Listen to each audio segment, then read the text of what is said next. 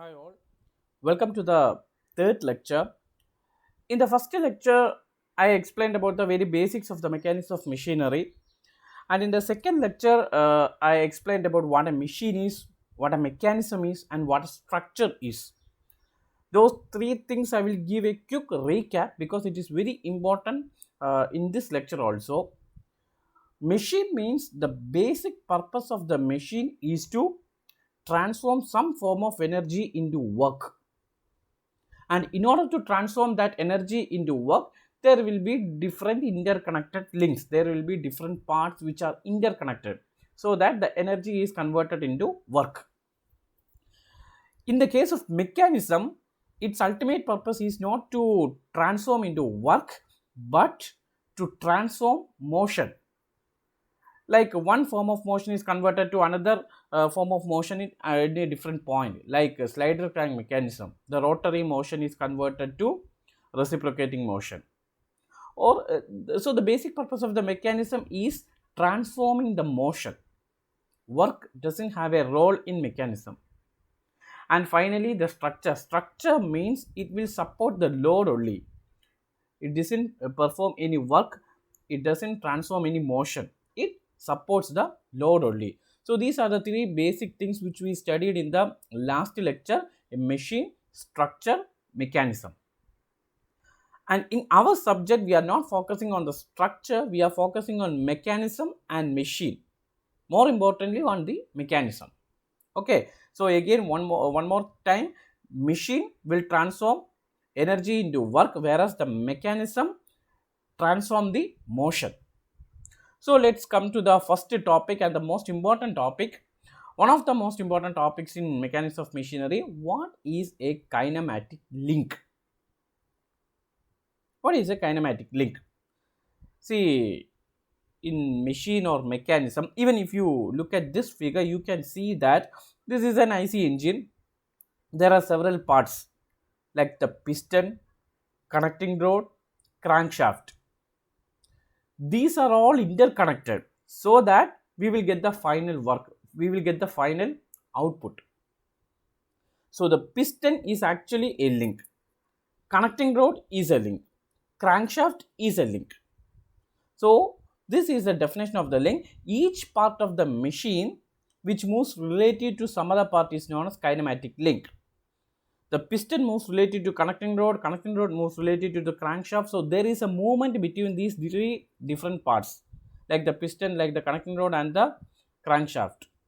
So this is a link, kinematic link. So the part of a machine or a part of a mechanism which moves related to some other part, which have a relative motion to some other part, such a part is called as kinematic link. If we take this as the example, then piston is a link, connecting rod is a link, crankshaft is a link. These are all interconnected so that we will get the required output. In this case, the required output is the work, that is the power. So this is the definition of the kinematic link. Again, in the definition, I put it as a machine, but the correct thing is it can be a machine or it can be a mechanism. Each part of a machine or a mechanism which moves related to some other part is known as kinematic link. This thing is more important because a link may consist of several parts which are rigidly fastened together so that they do not move related to one another. Meaning that the piston is not a single part. Maybe you have a confusion that, oh, link, that means it should be a single part. It is not like that. Piston is not a single part. Piston is made up of different parts, like there will be piston rings, there will be piston rings, piston head, piston crown. So the piston itself is made of different parts. They are fastened together, they are rigidly fastened together through nut and bolt or through press joint or even through welding also it is possible. Welding is not possible in the case of piston, uh, but I'm mentioning about the other examples.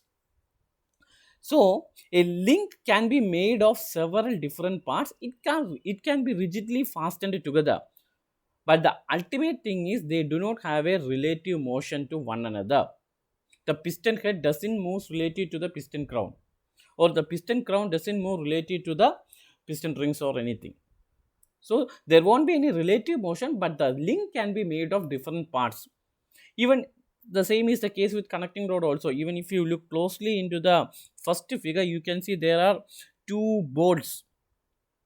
The connecting rod itself is made of different parts. There is a big end cap, there is a small end cap, there is a main body.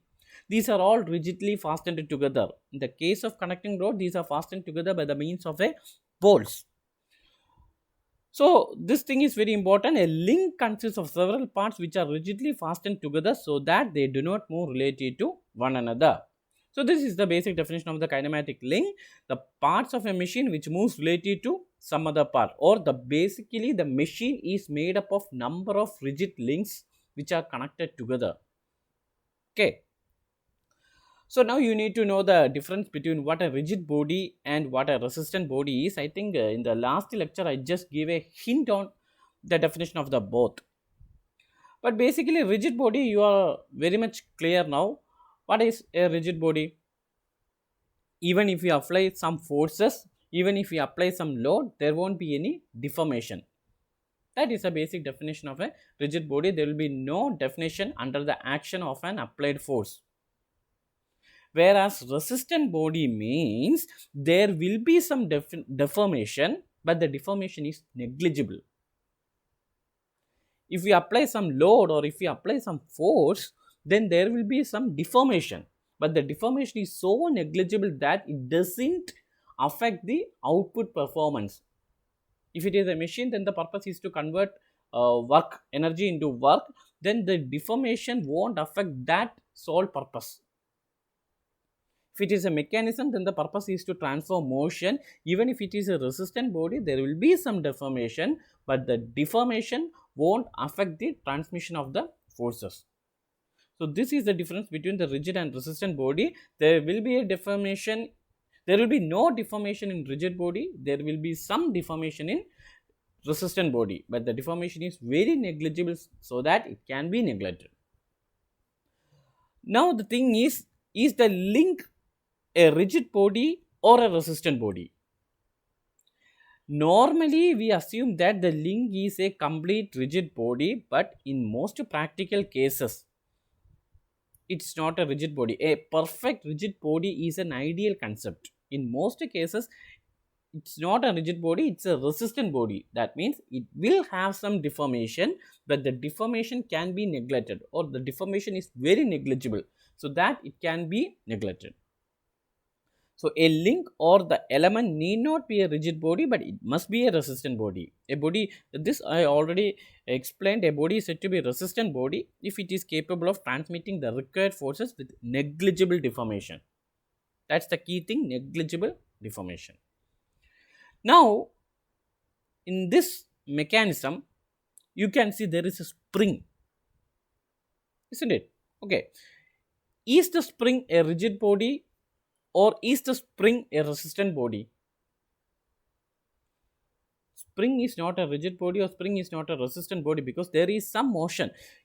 Can we consider, my exact question is, can we consider the spring as a link? The basic definition of link is there should not be any relative motion between the link. But in the case of spring, it is not the case. The spring is compressing and it is again coming back to the original position. So, is spring be considered as a link? No. Actually, these are not links. It is not because it is not a rigid or resistant body. It is because there is some relative motion. So, the spring is not considered as a link, and these are usually ignored in the kinematic analysis. When there is a kinematic analysis, the links, the effect of the springs are usually ignored. Whereas the forces in the spring is very important, and this should be considered in the force analysis. Force analysis, we are taking spring into account, whereas in kinematic analysis, we are not taking spring as a link. We are not considering spring as a link. Okay. And the next thing is type of links. I think even with the definition you can proceed because it's a very basic definition, rigid link. Even if you look into the definition, you can get a better idea. Rigid links means there will not be any deformation while transmitting motion or while transforming energy into work. A rigid link is the one which does not undergo any deformation while transmitting motion. Flexible link means, as I already explained, there will be some deformation, but the deformation is negligible, or the deformation does not affect the transmission of the motion. Okay, so the flexible link is the one in which is partially deformed in a manner not to affect the transmission of motion. Please give an example. You just imagine and please give an example. Just think and give an example.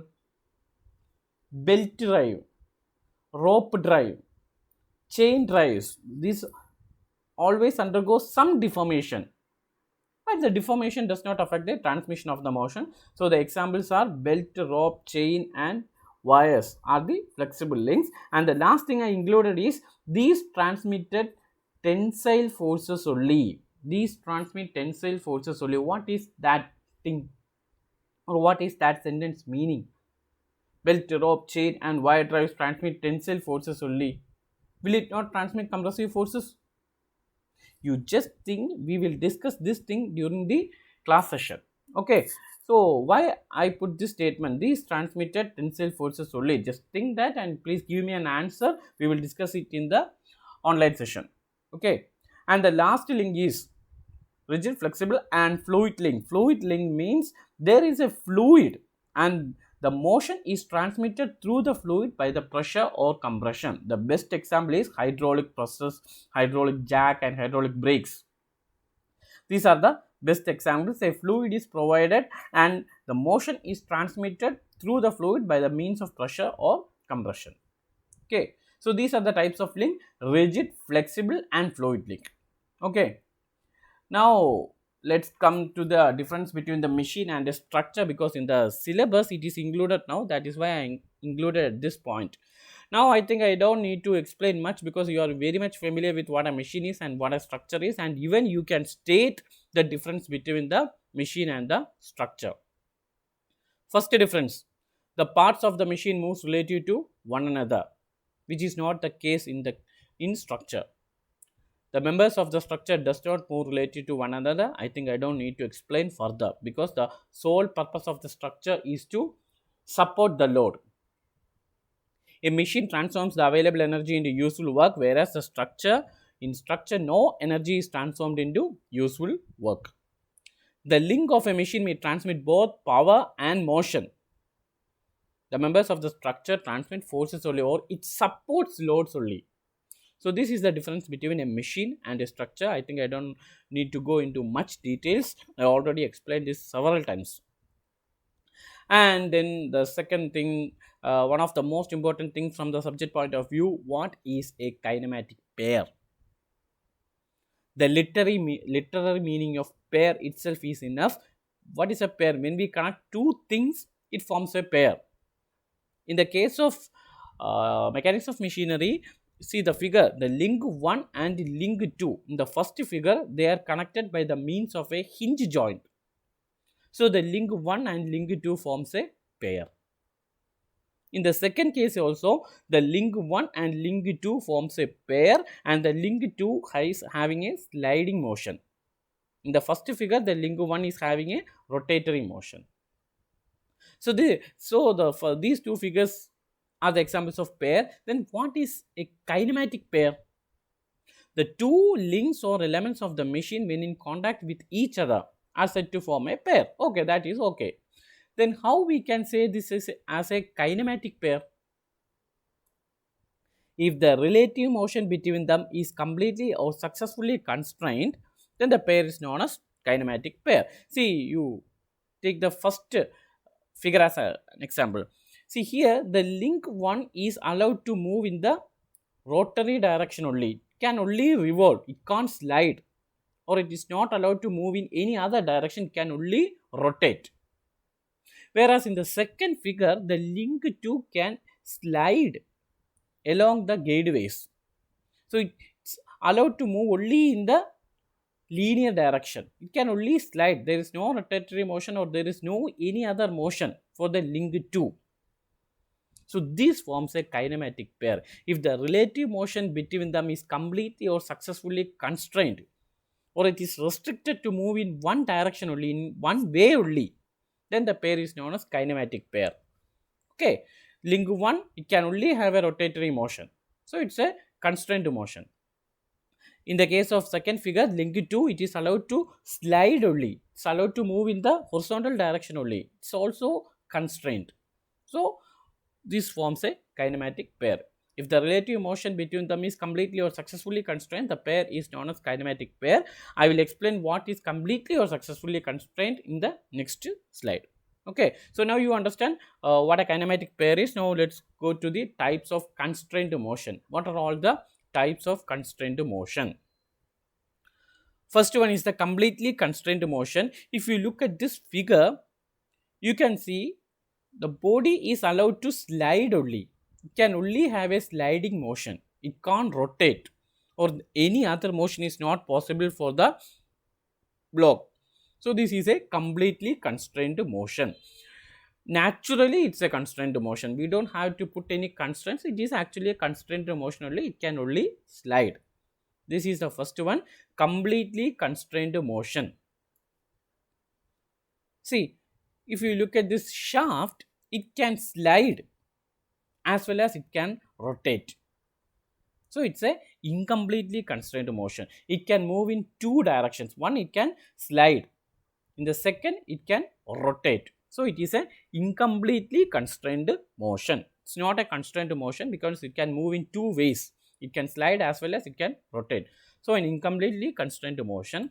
And the last one, successfully constrained motion. See, in this figure, one bearing is provided or one collar is provided. If there is no such collar, then the shaft can rotate as well as the shaft can slide. But in order to avoid the sliding motion, that collar is provided. Since the collar is provided, it can't slide. It can only rotate. So it becomes a successfully constrained motion. Successfully constrained motion means naturally it will become a incompletely constrained motion. And to make it a completely constrained motion, we provide some external means, we provide some external force, or we provide some external things. Such is the case of successfully constrained motion. So again, completely constrained motion means it can move only in one way without providing any external things. Incompletely constrained motion means it can move in more than one ways. And successfully constrained motion means basically it is an incomplete constrained motion. To make it completely constrained motion, we provide some external things like a collar, like a bearing, like an external force, like a load or something, so that it will become a completely constrained motion. Such thing is called as successfully constrained motion. Okay, and the last thing is I am providing an animation. Which type of motion is this? Guess which type of motion is this. We will discuss more in the online class. Okay, so again, to make a quick recap, first I go through kinematic link. As I already explained, when the different parts of the machines, when the different links are connected to form a machine, so there is no relative motion between the links, and link can be made of different parts which are rigidly fastened together. Then a rigid body and resistant body, no deformation, negligible deformation. Then comes the types of link: rigid link, flexible link, and fluid link. Okay, even if you look at the example itself, you can understand what are the types of links. And the difference between machine and structure, I already explained. Kinematic pair, the important thing is when the two links are connected, forms a pair only. It will forms a kinematic pair only if the motion is completely or successfully constrained. Then only the term kinematic pair will suit. And the types of constrained motion: completely, incompletely, and successfully constrained motion. Okay, and the last time is guess which type of motion. Okay, so if you look at the syllabus, you can see all these things like what are the types of constrained motion, what is the kinematic pair, what is the difference between a machine and structure. So these are all the slides. Even a single slide in this lecture are very important. So please go through this. I will share the PDF of the ebook also. Thank you.